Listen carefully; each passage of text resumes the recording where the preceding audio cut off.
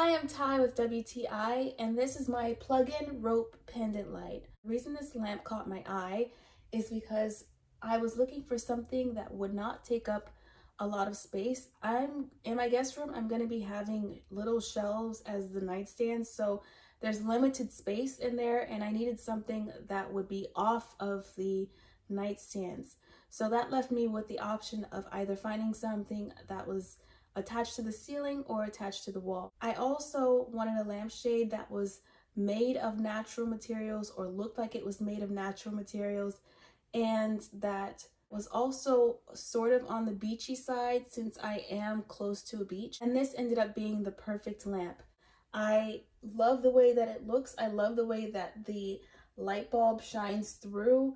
I love how calming the effect of this lamp is. I love the color and I love the design. So my ceilings are 9 feet and it's able to reach all the way up to my ceiling and then all the way back down to my outlet in the wall behind the bed. I really love the effect that this lamp has on our guest bedroom.